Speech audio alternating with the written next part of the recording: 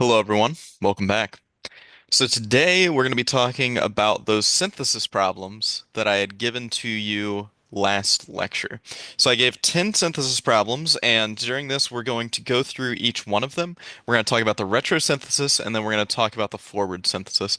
And hopefully by doing this, it'll give you a good way to think about these types of problems and work your way towards really being able to understand synthesis. So let's start with this first example here, which involves us going from this alkene to this diol. And as we know with the roadmap that we have, going from an alkene to a diol isn't actually that hard, right? All it takes is for us to do a syn dihydroxylation. However, what we find is when we look at this alkene in particular, it is a Z alkene. And the issue with this is if we syn dihydroxylate it, what will we end up with? Well, let's just imagine that we did a syn dihydroxylation, right? We won't draw out all of the reagents just yet. We're just going to think about this in general. Well, what we would do is we would attach both these alcohols onto a wedge, but the issue is this is not the same as the product up here. Instead, if you think about what this would be, we would have to do some rotations, but what we'd end up doing is we would rotate to find ourselves with this alcohol on a dash and this alcohol over here on a wedge. So this route actually is completely impossible just by doing the syn dihydroxylation. And that's what makes this one harder than what it looks like to begin with. So let's keep this out of our minds and instead think about how we're actually going to approach this using a retrosynthesis. So, in my mind, when we think about this and we look at our current product, it would make the most sense for us to do a syn dihydroxylation, right? These are both syn to one another. And how we would do that is instead of having that Z alkene, we would have to have the E alkene shown here. But there's just one problem. This alkene is really hard to get to from our Z alkene, right? If you look at the difference between these two, we're going to have to somehow get the alkene from our starting material to flip to the E. And we know we can't get it to rotate on its own. We're going to have to do some reactions to do so. And those reactions are going to end up being really annoying if we try it because it's not like this is a Markovnikov or anti-Markovnikov addition that we could do. It could go to either side, and then it's very difficult to determine whether or not it's going to eliminate in the right place. So, maybe looking at this starting material this way isn't the right way to do it. Maybe it's easier for us if we do a rotation of it. So if we think about this rotating to be in a similar position to the starting material, right? Let's say that we started it out with this rotation where it looks kind of like where the Z alkene was, but now we look at the alcohols, we'd see that this one is still on its wedge, but this one's on a dash. So in reality, perhaps what we're trying to make is not the syn diol like that, but maybe we're trying to make an anti-diol. And so how do we do this? Well, in order to get these two anti, we're going to essentially have to go through something that's like a three-membered intermediate, right? And if we think about a three-membered intermediate that contains an alcohol, it only makes sense for us to use an epoxide, right? That's a three-membered ring with the oxygen. And of course, we can get this with its enantiomer from an alkene in the same position. So in reality, when we're thinking about this synthesis, it's more of a problem-solving exercise than it was just thinking about the reactions it takes to get there, right? It was thinking about, oh, well, maybe we need to do this rotation in order to look at it this way so that it's more similar to our starting material. And this now is a very easy synthetic route once you see that.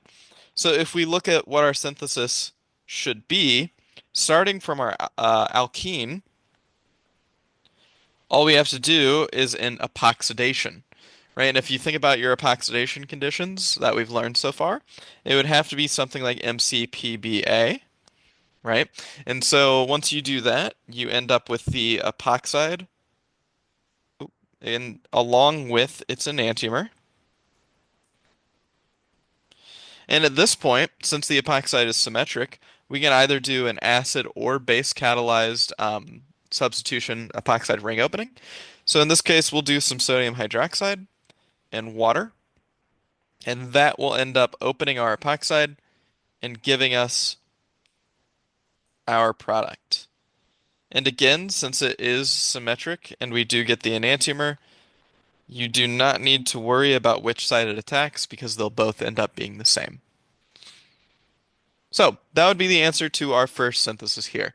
A simple two steps, but it's a little hard to decipher how to get there in the first place.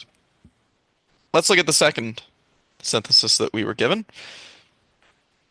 So for this one, we were starting with this alkyl bromide and making this structure here with the alkene. So first thing we notice on this one, unlike the other one, is that we are definitely adding carbon-carbon bonds, right? And so we know that when we're adding carbon-carbon bonds, generally what we're going to be doing is either a Grignard or an alkyne addition. So if we think about this retrosynthesis, remember every time we are doing a Grignard or alkyne, what we have to do in our retrosynthesis is we need to end up with either an alcohol so that we can take it back to a carbonyl, or an alkyne that we can cut apart. And looking at this, we have an alkene, which is actually very easy to receive from an alkyne, right? That's one of the easiest transitions to get to an alkene. So because of that, we know we can start from an alkyne before this alkene, and then we can just do a reduction to get to the alkene. From here, it's pretty obvious. If we have that alkyne, it could do a substitution. Where would it substitute? Onto this primary position right here. And so looking back at that, that would tell us that coming into this, we would have our alkyne and something with a leaving group on that primary carbon. And wouldn't you know it, we actually start with a reactant with a leaving group on that primary carbon. So this one should have been much easier to see. If we go to our synthesis, it's very simple. Starting from that primary alkyl bromide, we can add in the alkyne that we have, right? And we know we have to deprotonate that acidic proton to make this into a good nucleophile. So to do that, we could use something like NaNH2, right? Just one equivalent of it. And then for any good substitution, we need a solvent, something like THF. So that should deprotonate our alkyne, make it a strong nucleophile, and then it'll substitute onto that primary alkyl bromide through an SN2 reaction. Following this, all we have to do is get our alkyne to an alkene. And remember, there are two ways to do this. We either use Lindlar's or the dissolving metal reduction. In this case, we do need to end with the E alkene, which means we cannot do the hydrogenation via Lindlar's. We do have to do the dissolving metal reduction, which is the 2 sodium metal and then NH3 as a liquid.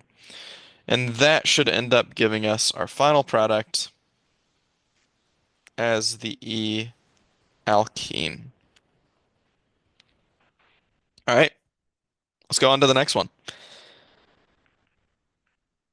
So for this next example, we start with an alkyne, and then we end with this alcohol and an aromatic ring attached there. So for this one, we're going to have to do a little bit of thinking in terms of what number is going to be what, right? So what I mean by number is let's think about the carbons that we currently have in the starting material. We have 1, 2, 3, 4, 5, right? And if we look at our product, we have to ask ourselves, where are all of those carbons? Well, 1, 2, 3, 4, 5, that methyl group must be a part of it, which tells us that in reality, what are we doing here? Well, we are adding the alcohol and the ring, right? So if we're adding the alcohol and the ring, and we start with the alkyne, it's not like we just do a substitution, right? Because we can't do an SN2 to get either of those on there. We have to think about other things that we can do. So looking at the ring here, we see that this bond right here is a new carbon-carbon bond. And that immediately tells us that, hey, it can be a Grignard or an alkyne addition, but in this case we just said we can't do the alkyne addition because this is going to be an sp2 hybridized thing, so it's not like it can have a leaving group on it. So we need to be thinking Grignard as we go into our retrosynthesis. And remember, when we're thinking about Grignards in a retrosynthesis, we're usually looking for alcohols in order to say we're adding into a carbonyl and it ends up making an alcohol. And looking at this, we see that we do indeed have an alcohol, and we do have that new carbon-carbon bond to the aromatic ring right there. So thinking about that, that could have come from a Grignard reaction where we start with the carbonyl in that position, and we have our Grignard reagent be that aromatic ring. All right? So, knowing this, it tells us that, hey, all we have to do now is back calculate where the alkyne would have gone. And we see that we have the carbonyl that has that same chain that the alkyne was on. And we know that we can get from an alkyne to a ketone just by doing a simple one-step reaction from the alkyne and doing a hydration. So this must be how we get from the alkyne to that product. So let's look at what that tells us for the synthesis itself. Well, here, the first step is that we need to take this alkyne and make it into the ketone. And we have to do that via a hydration, and it has to be the Markovnikov one, right? And so it has to make that ketone. And if we look at our reaction map, we'd see that this would have to be a oxymercuration. So looking at that, for alkynes, where we use now mercury sulfate with sulfuric acid, H2SO4, and water. And so that'll make our carbonyl. And then from there, we just have to do a Grignard. And so we add in that Grignard reagent, that phenylmagnesium bromide, with THF.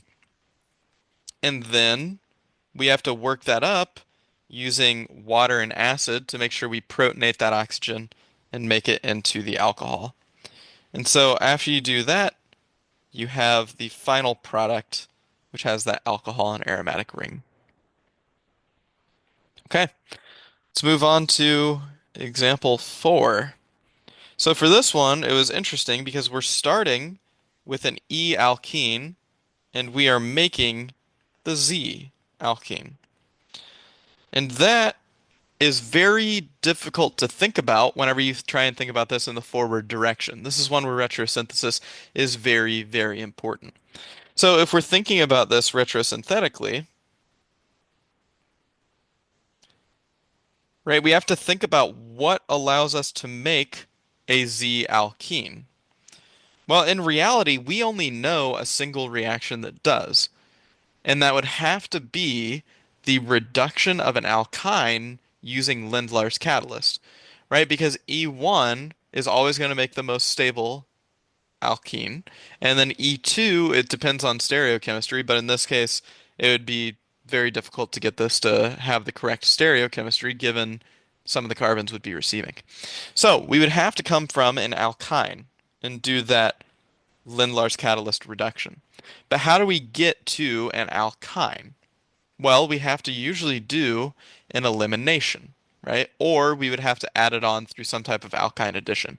Given this is the same number of carbons, we must be doing an elimination, which comes from having something with multiple leaving groups, right? Something like a dihalide.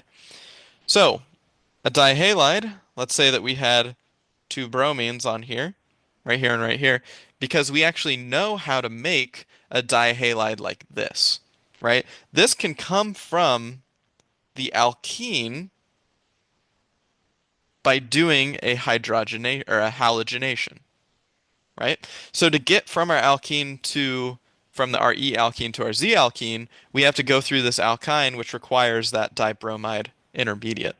So if we look at what the synthesis of this is like, starting from the alkene, doing a halogenation is just using something like bromine, Br2, right? And that ends up giving us our dibromide where they're on the different carbons. And normally this is an anti-addition, but we don't really care about stereochemistry because the first thing that we're going to do from here is use excess of our base, sodium amide, NaNH2, and THF, and that should allow us to do the E2 to form the alkyne. And remember, the reason we form the internal alkyne is because it is a Zaitsev E2, right? It has to go to the most substituted position.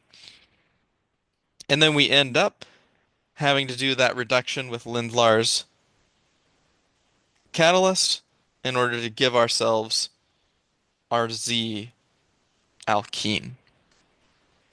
All right, so that one's made much easier with retrosynthesis, just like this next one has to be. So, example 5, we start with this interesting alkene, and we end up with a much more complicated material. So, looking at this stuff here, we start out with 7 carbons, and we end up with 9 or 10. Sorry, 10.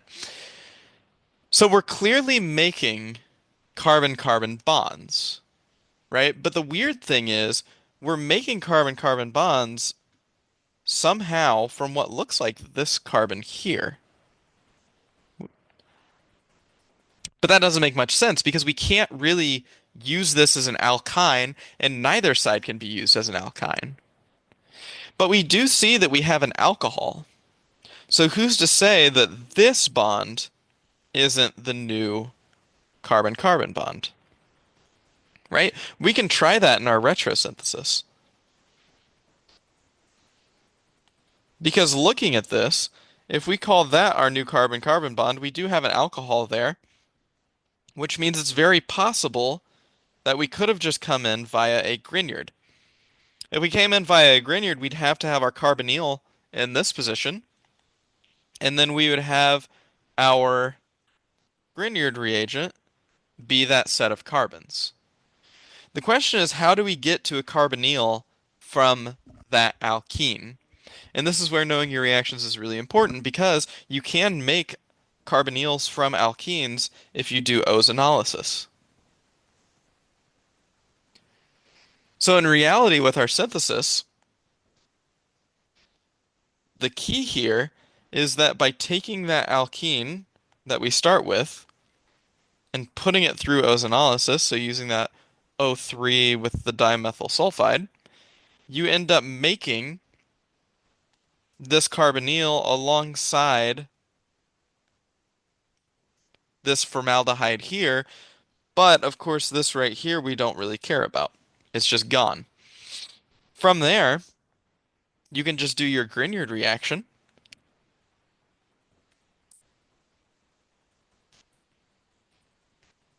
Followed up by, of course, the acid workup, and that gives you your final product, which is the alcohol with that carbon chain hanging off of it. So that one's a little more difficult to see, but if you're very well aware of all of your reactions, you should be able to see where that ozonolysis is coming from.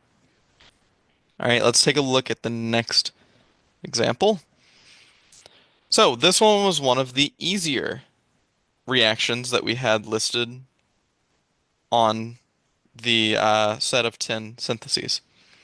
For this one, you're going from a terminal alkyne and you are making the alcohol on that secondary position. So, thinking about this one, you can probably do it through a normal synthesis, but we will look at the retrosynthesis. So if we have our alcohol, the question is how do we get to an alcohol from an alkyne? Well, the alcohol can come from another group that's closer related to the alkyne, right? And so if you're looking at your um, reaction roadmap, the closer thing that is related to an alkyne from an alcohol would be a carbonyl. In this case, it would be a ketone, right? And we can convert between the ketone and the alcohol. And from here, the ketone is directly related to our alkyne. So for our synthesis, thinking about what this means for us, starting with the alkyne, we need to do the Markovnikov hydration, which we know is the oxymercuration. That, of course, will generate our ketone. And then to get from a ketone to an alcohol, what it takes is a reduction. So we could use something like sodium borohydride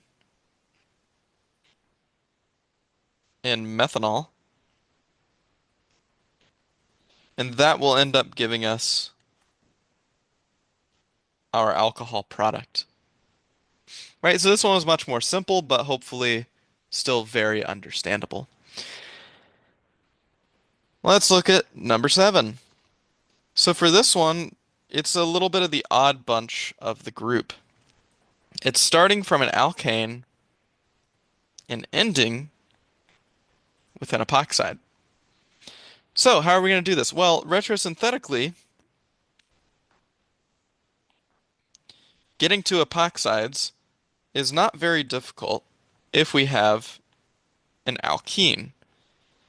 Right, so it makes a lot of sense for us to say, all right, if we want the epoxide, it must have come from an alkene. But how do we get to alkenes?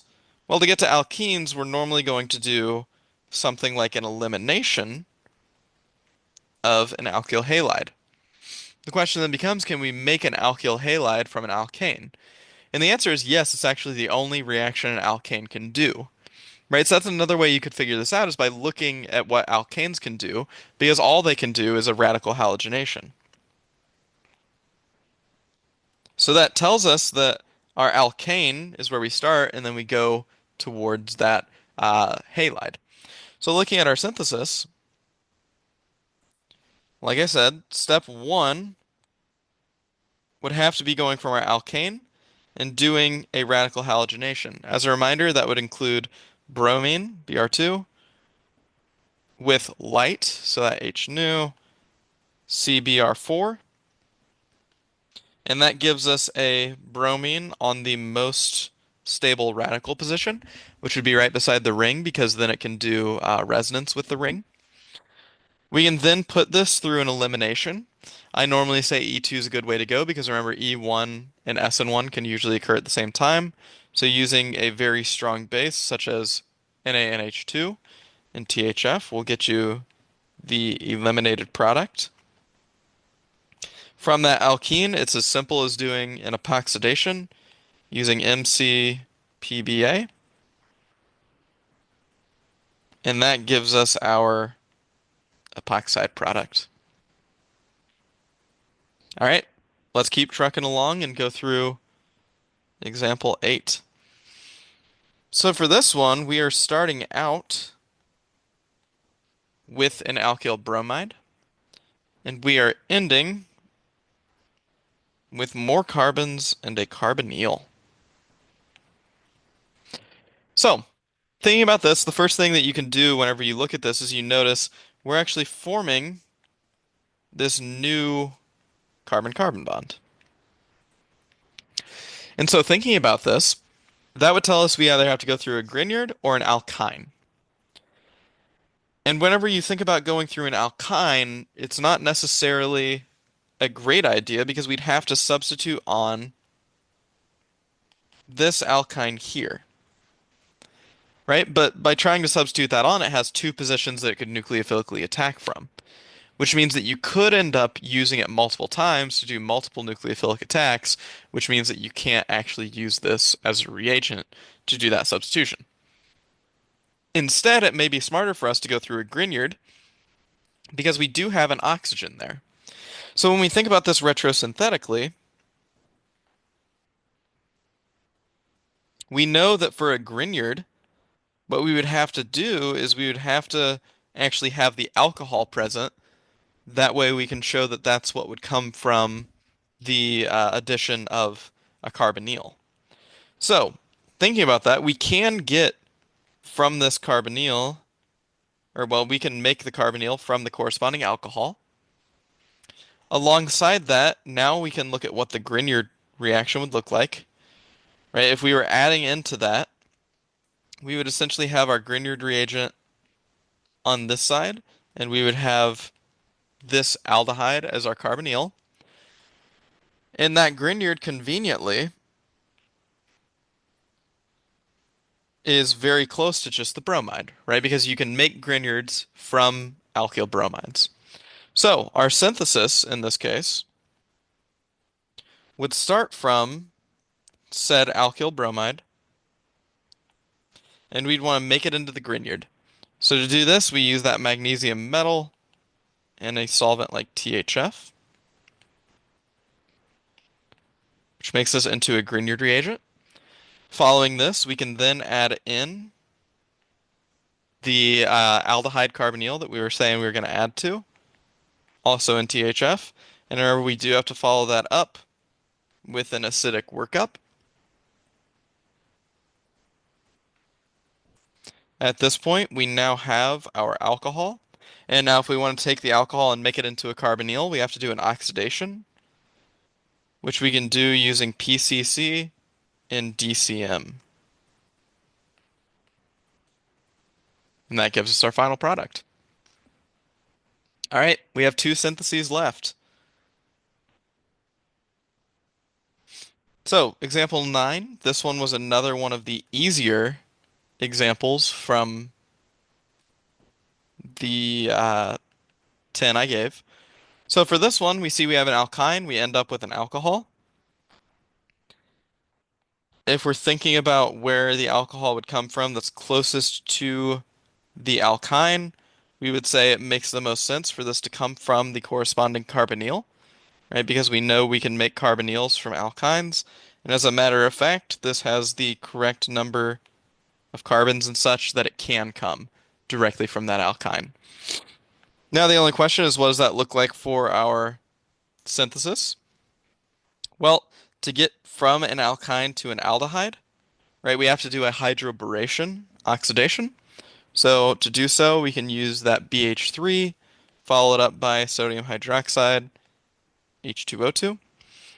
That will go through, do the reaction, tautomerize to the corresponding aldehyde, which we can then take and do a reduction using something like sodium borohydride and methanol in order to get the corresponding alcohol. All right, and now we'll go into example 10. Because example 10 is quite a bit more difficult than most of the other examples. So we're going from this closed ring to this carbonyl, this alcohol, and a different number of carbons, right? If we were to count this out, we would see that let's just call this 1, 2, 3, 4, 5, 6, 7, 8. And then this chain over here, 1, 2, 3, 4, 5, 6, 7, 8, 9. So we're clearly doing something where we're adding carbons, right? Because that's not even including this methyl group right here, which we could call 10. The other thing we notice is that the ring is opened and we're cutting some CC bonds. And that actually gives us a relatively useful idea on what could be happening here. Right? If we think about cutting carbon-carbon bonds, there's only one reaction that can actually do that. And that's going to be ozonolysis. Okay? And so one of the first things that I would recommend doing here is this one's going to take a little bit of thought from the retrosynthetic angle as well as the synthesis angle. Right? So I would think about both of these at the same time for this one to help find a common intermediate, I would say. Because the first thing that we can actually do with this structure here is we can put it through that ozonolysis, right? It's really the only thing that we'd want to do with it at the start because it is giving us the material that's going to be a little closer to what we have at the end, right? Because now looking at this, we have these two carbonyls. And so the question has shifted from how do we get this back to this closed ring to how do we get it to these two carbonyls, which is a little bit closer in terms of our retrosynthesis, right? Because now we have something that's a little bit more reasonable to look back towards.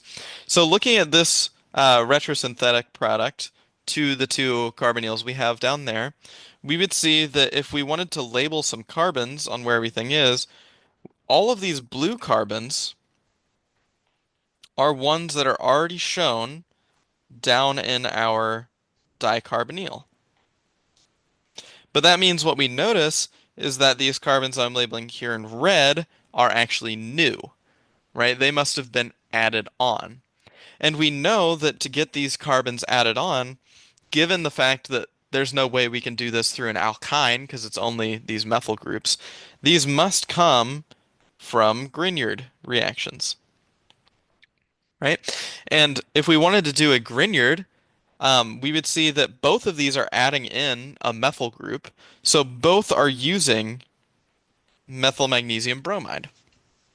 The only question becomes, how do we do that at the same time? Well, in order to do that, we would have to have this carbonyl here on the left, this ketone, be an alcohol, right? Because the alcohol would be able to then undergo, well, it would be what occurs after a Grignard reaction is done.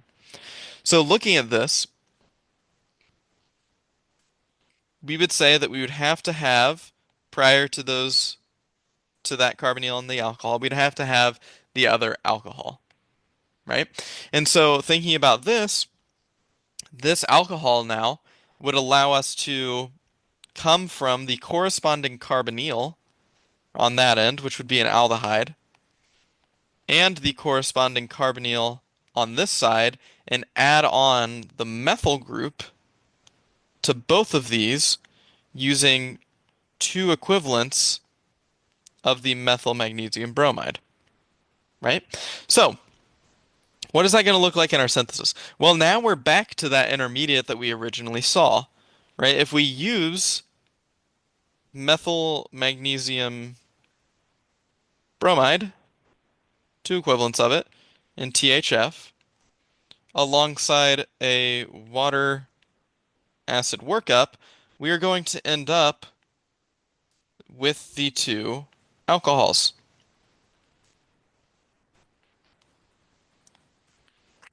Now all we have to do is convert the one alcohol into a carbonyl without doing the other. And this sounds very, very difficult when you first think about it, because normally when we think about alcohols, they all do the same thing, so there's no way to isolate it. But if we look at the difference between these two, we see that the one on the right is tertiary, whereas the one on the left is secondary. One good thing is if we want to convert an alcohol into a carbonyl, we would do an oxidation, right? And oxidations, no matter what, if they are done on a secondary alcohol, they make ketones, but on a tertiary alcohol, they actually have no reaction. So whenever we do an oxidation on this framework, we would end up with the alcohol and the carbonyl um, without having to affect that tertiary and make it into another carbonyl. So those were the steps in the synthesis. I know that it did say 5 steps. I was including these each individually as steps, so hopefully that wasn't too confusing. But that would be how you solve this one here. So hopefully with all of this synthesis, it's given you a little bit of practice with applying the recent reactions and using them in such a way that it helps you get to a product that you want. That being said, that this is really the end of all of the course material except for what will be next lecture. So keep that in mind, continue practicing for the final exam, and then the next lecture we'll be going over some things that I did not cover that are useful for the ACS final. That way, no matter what, you'll be prepared for whatever they throw at you. So I'll see you next time.